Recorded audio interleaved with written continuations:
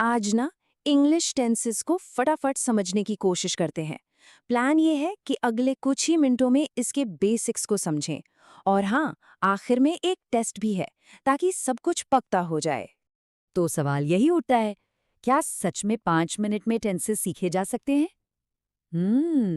एक चैलेंज जैसा है ना। चलिए, आज इसी चैलेंज को लेते हैं और देखते हैं कहाँ तक पहुँच पाते हैं। सबसे पहले तो ये कि टेंस आखिर है क्या, इसे बिल्कुल सिंपल रखते हैं। टेंस का मतलब बस इतना है कि कोई काम, कोई एक्शन कब हुआ, बस यही इसका मेन कॉन्सेप्ट है। और टेंस की पूरी कहानी कह सकते हैं कि इन 3 पिलर्स पर टिकी हुई है। पहला है प्रेजेंट, यानी जो अभी हो रहा है। दूसरा है पास्ट, यानी जो हो चुका। और तीसरा है फ्यूचर, मतलब जो होने वाला है। ठीक है, तो शुरुआत करते हैं अपने पहले पिलर से। प्रेजेंट टेंस मतलब द नाउ, वो सारे एक्शन जो अभी, इस पल में या आमतौर पर होते हैं। अब देखिए, प्रेजेंट टेंस के भी ना 4 अलग-अलग रूप हैं। सबसे पहला है इनडेफिनिट, जैसे ही प्लेज। फिर है कंटिन्यूअस, जिसका मतलब है काम चल रहा है, जैसे शी इज रीडिंग। परफेक्ट का मतलब है काम बस अभी-अभी खत्म हुआ है, आई हैव ईटन। और आखिरी है परफेक्ट कंटिन्यूअस, मतलब काम पहले शुरू हुआ था और अभी भी चल रहा है, जैसे दे हैव बीन प्लेइंग। इन सब में सबसे जरूरी है इनका स्ट्रक्चर।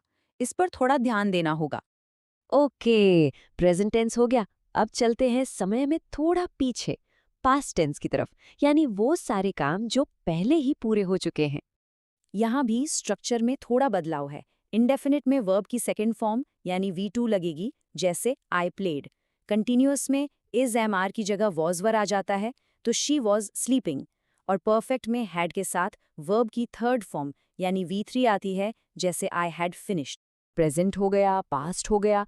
अब आगे क्या? बिल्कुल सही, आगे है फ्यूचर टेंस। इसमें हम उन कामों की बात करते हैं जो बाद में होंगे। फ्यूचर बताने के आमतौर पर 2 खास तरीके हैं। एक तो है विल का यूज, जैसे आई विल गो, जो जनरली आने वाले कामों के लिए होता है। और दूसरा है गोइंग टू, जिसका यूज हम तब करते हैं जब कोई प्लान पहले से तय हो। तो तीनों टेंसेस के टाइप्स तो समझ आ गए, लेकिन कुछ जरूरी रूल्स भी हैं जहां अक्सर लोग गड़बड़ कर देते हैं। चलिए उन पर एक नजर डालते हैं। सिंस और फॉर, ये बहुत कॉमन कंफ्यूजन है। इसको आसान करते हैं। सिंस का यूज होता है एक स्टार्टिंग पॉइंट के लिए, एक पॉइंट ऑफ टाइम, जैसे सिंस 2020। और फॉर का यूज होता है समय की अवधि के लिए, मतलब ड्यूरेशन ऑफ टाइम, जैसे फॉर 2 आवर्स। एक स्टार्टिंग पॉइंट, दूसरा पूरी ड्यूरेशन। और ये 3 वर्ड्स भी दिमाग में रखें। ऑलरेडी हमेशा पॉजिटिव यानी अफर्मेटिव सेंटेंसेस में आता है। येट का इस्तेमाल नेगेटिव सेंटेंस या सवाल पूछने के लिए होता है। और अगो, जब भी अगो दिखे, समझ जाइए कि बात पास्ट टेंस की हो रही है। चलिए, काफी कुछ सीख लिया। अब टाइम है ये देखने का कि कितना याद रहा।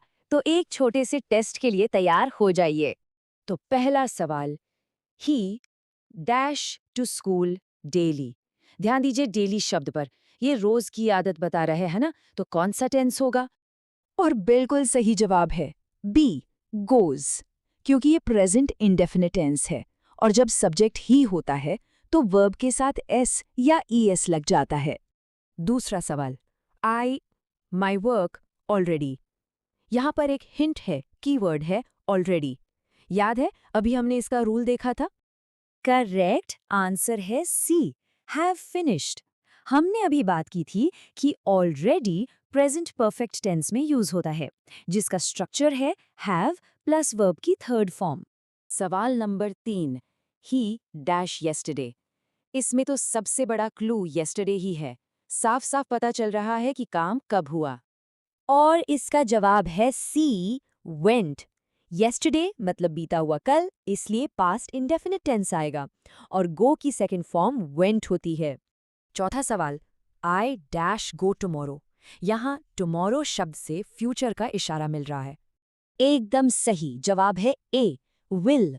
ये फ्यूचर इंडेफिनिट टेंस का सबसे सिंपल स्ट्रक्चर है, विल के साथ वर्ब की फर्स्ट फॉर्म। और ये है आखिरी सवाल जो आजमाएगा हमारे खास रूल को। He has lived here dash 2020। सोचिएगा, यहाँ फॉर आना चाहिए या सिंस? सही जवाब है बी, सिंस, क्योंकि साल 2020 एक पॉइंट ऑफ टाइम है, एक शुरुआती बिंदु है, ड्यूरेशन नहीं, इसलिए सिंस बिल्कुल करेक्ट है। तो ये था टेंसेस पर एक क्विक ओवरव्यू। उम्मीद है इससे काफ़ी चीज़ें क्लियर हुई होंगी। अब आपसे ये जानना चाहेंगे, अगला कौन सा ग्रामर टॉपिक है जिसके बारे में ऐसे ही आसान एक्सप्लेनेशन चाहिए?